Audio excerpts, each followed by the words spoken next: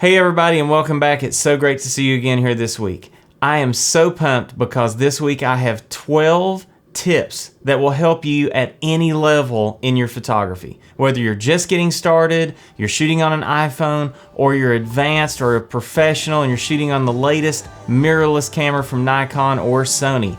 These 12 tips will help inspire you, reinvigorate you, and make you a better photographer. So let's dive in.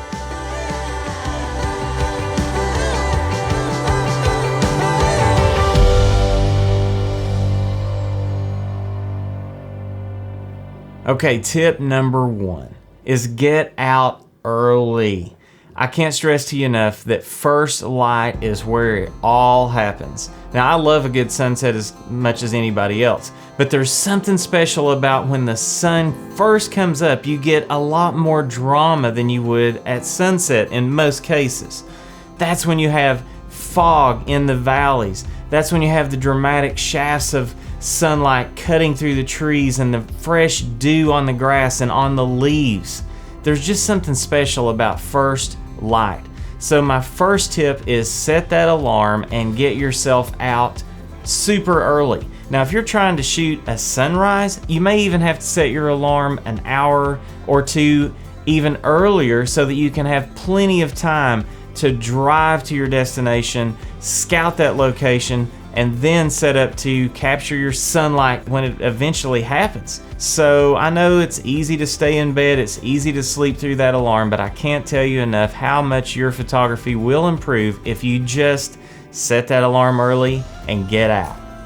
And also, something that can happen when you get out early is something that happened to me just last week. I've never really been in a situation where a barrage of photographers were assembling to take one photo.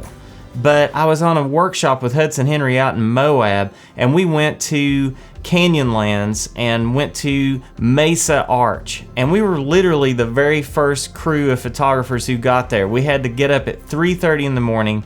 We had to get out the door at 4. We had to drive about an hour.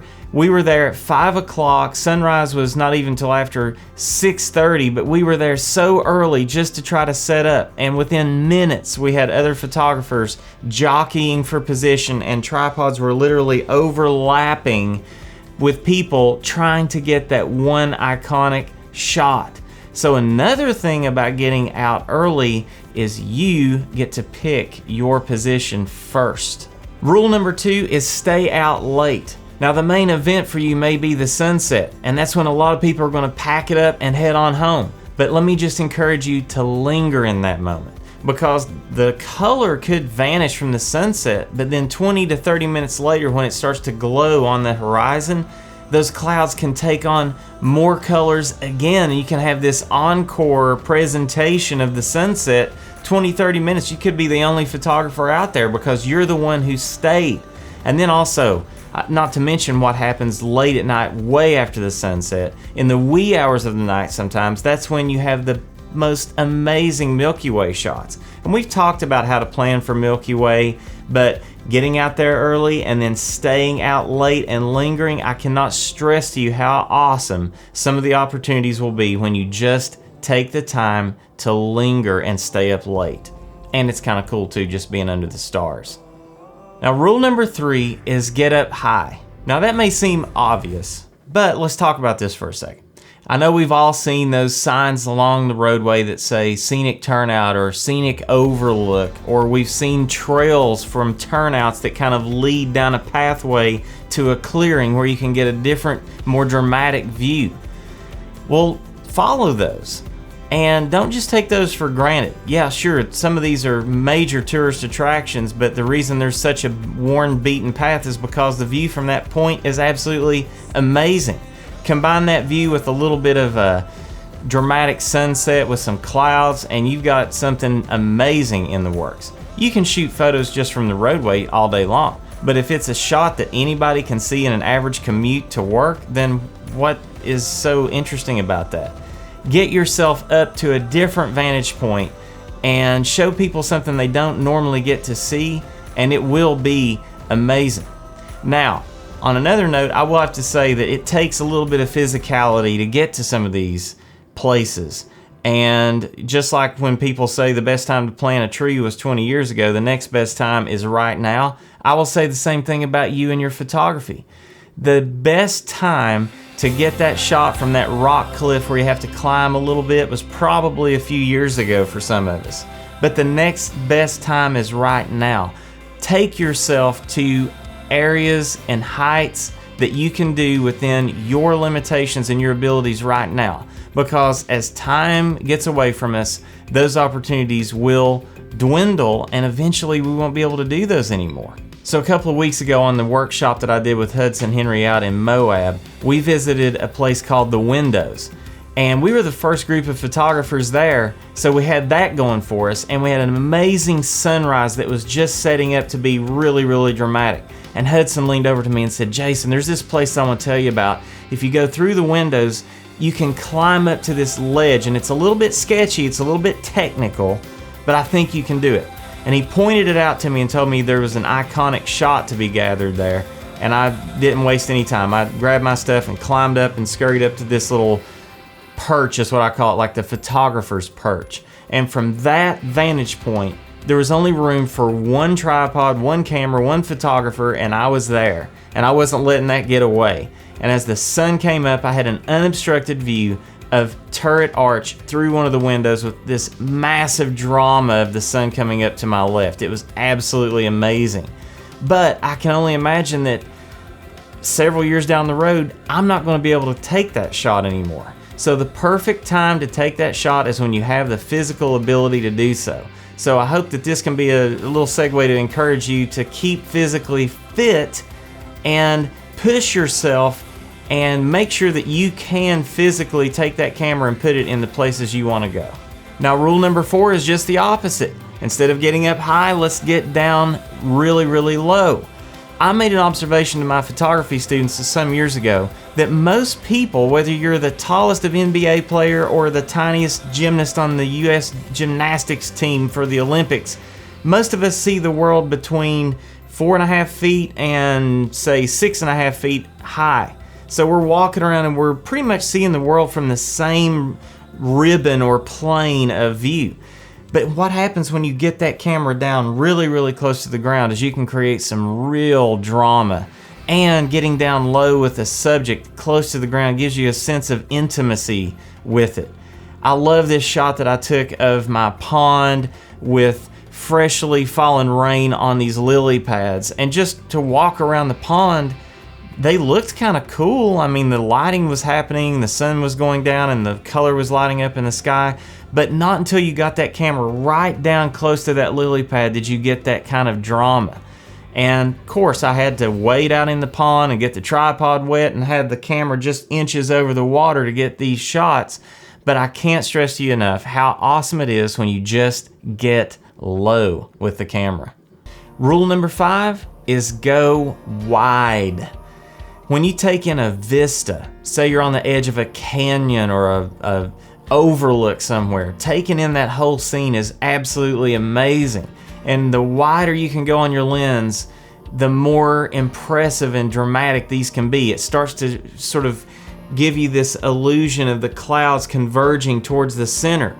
I shot for years on a 24 to 70 lens, and the very first time that I put on a 14 to 24, I was completely blown away. It changed the way that I shot photography. And I love seeing how these phones now are coming out with a lot of different choices with the lenses. Like this new iPhone that has the 3 different lenses. You can go wide, you can go tight, and you can go ultra wide, because people are understanding how important it is to be able to go super wide. So really explore going as wide as you possibly can, and then take a series of shots in a multi-frame panorama. You can even swipe the scene with your phone and take a panorama. But get that wide scene, that wide view. Sometimes it's really impressive of the ocean. Take in more clouds, take in more mountains. Just get more of the scene, get more of God's glory in that shot. Shooting wide is absolutely sometimes exactly where it's at.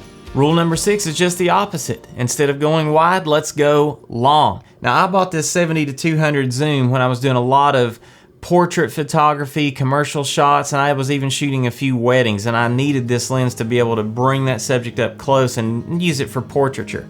But it wasn't until I started using it in landscape capacity that I was actually encouraged to go even longer and get the 200 to 500. This thing is absolutely amazing.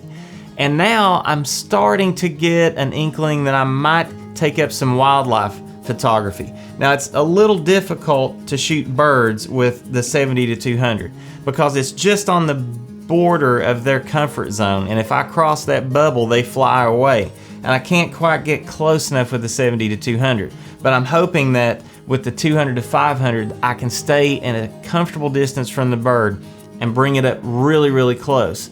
And I'm hoping that through the bird migrations of fall and going into the next spring, I'm really going to try to explore some wildlife photography some more. So when in doubt, go long. Rule number 7 is go shallow. Let's open up that aperture as open as it can possibly go and give us a razor thin depth of field so that we can really focus on the subject.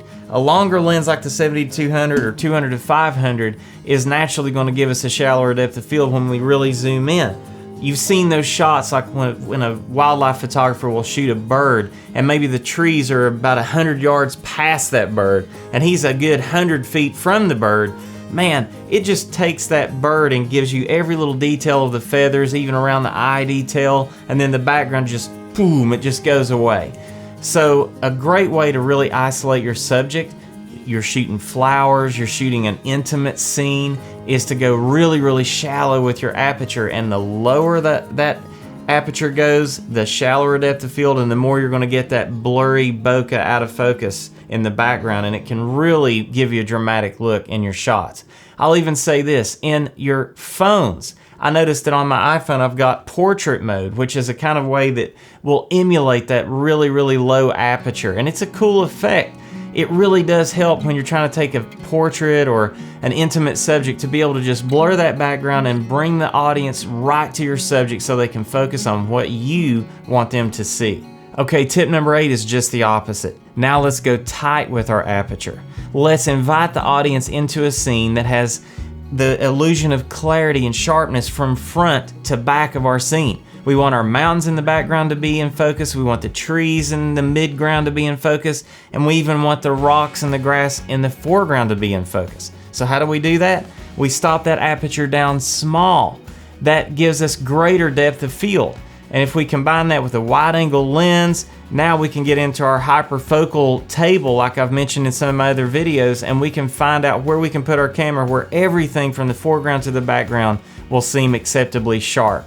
And that's a way to really wow your audience with these landscapes that seem like you can just walk right into them and everything seems sharp.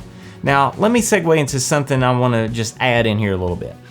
When I kind of got started in photography, I thought as long as I had the range of focal lengths covered that I was good. You know, I had the 14 to 24, I had the 24 to 70, and I had this 70 to 200, so I thought I was good. That could not be further from the truth, though. I just picked up this little 20 millimeter 1.8 for a specific purpose. See, when I stop this lens down, it has an incredible effect for sun stars that I just can't get with a comparable focal length in a different lens. My 14 to 24 does cover that 20 millimeter focal length, but the personality of that shot is completely different when I put on this little 20 millimeter. It gives me just this crazy little sun star that I've not seen in any of my other glass. So explore different primes along that focal length range, and you can find some lenses that truly speak to the way that you want to shoot, and you can find some real beautiful little lenses. Like this is now one of my absolute favorites. This thing is always going to be in my bag. So that brings me to my next point, and that is tip number 9. That's shoot into the sun. I just talked about this 20 millimeter, about how I love shooting into the sun, and it absolutely can create unbelievable drama when you have backlit trees. I love the way that the glow of the sun will backlight grasses and little tendrils of seed pods, and they seem to just glow and illuminate, and I find myself gravitating to shooting this way. Another cool phenomenon that can happen when you're shooting into the sun is if you have something behind you that's sort of reflecting that sunlight back into your subject. Like this shot where I was in this canyon in Arches National Park. I was wanting to get that, what I call Jason light, where the sun's coming straight through the trees. I had this 20 millimeter. I was trying to get a cool sun star in this tree, but a happy accident kind of happened. And that's that the sun was hitting this rock behind me, this massive, huge rock cliff. And it was just filling the whole scene with fill light that we would, use reflectors for in cinema and photography.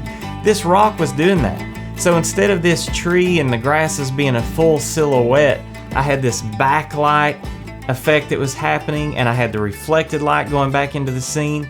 And now I just look for opportunities for that. So if you really want to create some drama and sort of flex your creative muscle a little bit, start shooting into the sun. And another little tip I'll throw in there too is when you're shooting on a lens that gives you a great sun star, put the sun right on the edge of a rock or on the edge of a tree branch. And you'll notice that the tiniest movement of the camera, just millimeters, will drastically change the way that flare and that sun star appear in your shot. You may want to take half a dozen or 20 or so shots that have just marginally, just barely any movement at all, because the way the sun is so powerful when it's right on the edge of something will really wash that lens and give you a completely different look in your sun flares. Rule number 10 is just the opposite. Shoot with the sun. I was going out one morning, I'll share this little story with you. I was going to shoot the quince tree again, which I've been using as an ongoing subject and doing a little study on how the light and seasons affect this one particular tree. Well, the sun was coming up, and as I was walking out towards that scene, I was looking at the clouds, kind of evaluating how I was going to frame everything. Well, I kind of started feeling rain on my arms, and I look up and I don't really see any rain clouds. I'm like, wow, that's weird. Where's that rain even coming from? And as I turn in the direction of the sun, I actually see the most incredible rainbow that I believe I've ever seen. And suddenly my subject changed, and I ran to the other side of that quince tree so that I could frame it underneath this incredible rainbow. So I cannot stress to you enough, shoot your shot into the sun, that's fine. But don't forget to turn around and at least look at what's going on when you shoot with the sun behind you, because you could have something even more amazing that's to your back, and you may miss it if you don't turn around. Tip number 11 is use good timing. Now, obviously, there's going to be better times to shoot certain locations, there's going to be worse times to shoot them, and there's going to be critically amazing times to shoot them. Right now, I have an opportunity, possibly this coming week, to travel to Colorado for my kids' fall break. And I'm on maps, I'm on blogs, I'm on hotlines and everything, looking to see if the fall foliage color is still thriving this week or if it's past the peak. Because the last thing you want to do is to load up everything in the car and go to find fall foliage, only to realize once you get there that you just wasted 3 tanks of gas and a lot of time because last week was the time to be there. Who wants to shoot a waterfall during the middle of a drought, right? So it's all in good timing. Ask questions, talk with other photographers, send messages, find people in certain areas, and see what is the best time to shoot something, and then plan around that. Now, last week my sister called me and she said, "Hey Jay, I'm going to Yosemite tomorrow." And I was so stinking jealous because I still haven't made it out to Yosemite, and I just look forward to the day that I have an opportunity to go. Unfortunately, she texted me like sad emojis and things later in the day because as she got there, they were completely devastated to realize they couldn't see anything.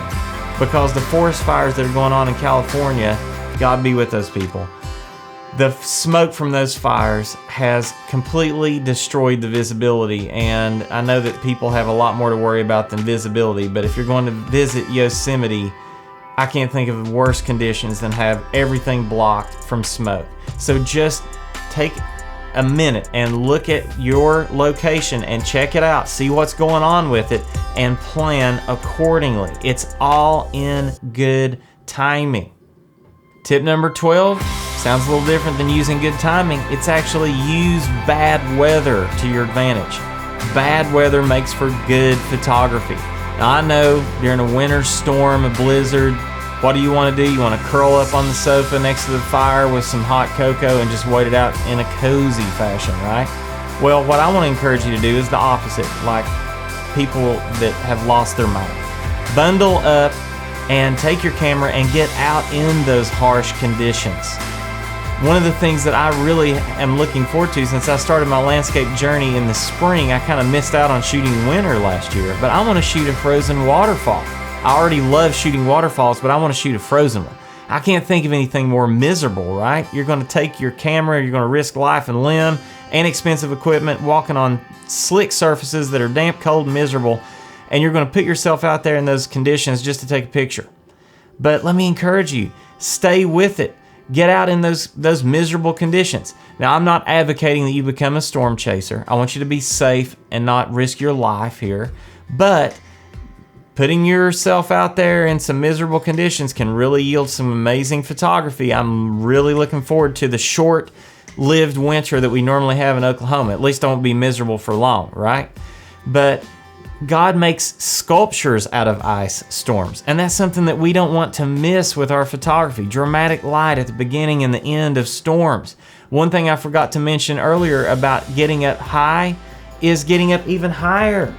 This is literally like having a 400-foot tripod. I've shot some incredible post-storm photos with this drone because it's like having a tripod that goes up to 400 feet high. Just changing that perspective and getting up high. I forgot to mention that. One of my favorite shots I took from not 400 feet, but about 30 feet off the ground.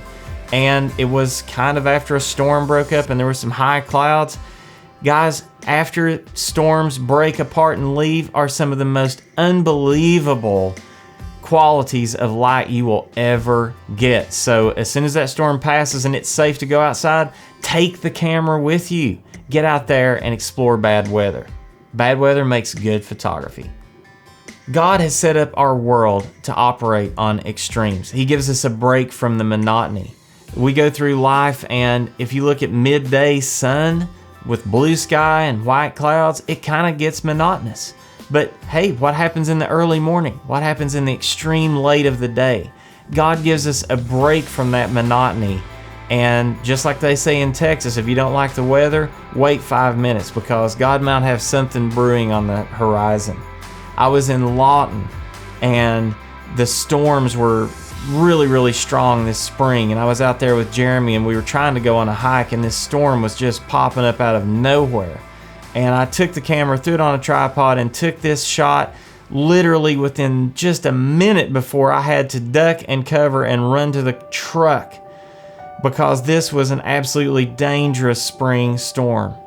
There's so much in the Bible about how God operates with storms, with clouds, with rain, with the seasons. And this is the currency that we can deal with as photographers. So I hope that these 12 tips that I've shared with you will work like creative ammo for you and kind of get you out of your comfort zone and give you some new ways to explore your photography. Now, if you found this video to be valuable, please consider subscribing to my channel and click the little subscribe button and the like button and share this with your friends. Post questions and comments in the comments below, and hey, if you have a shot that maybe some of my tips have inspired you to take, send me that shot. I'd love to talk with you about it. And if you have questions, I would love to help answer those for you. So until next week, I hope that we can all get out, use these 12 tips to explore God's creation with new eyes and vision and childlike wonder. And I will see you again on the next episode. Have a great week. And if you just haven't had enough of me this week, here come 2 more videos to help you with your photography. Thanks, guys.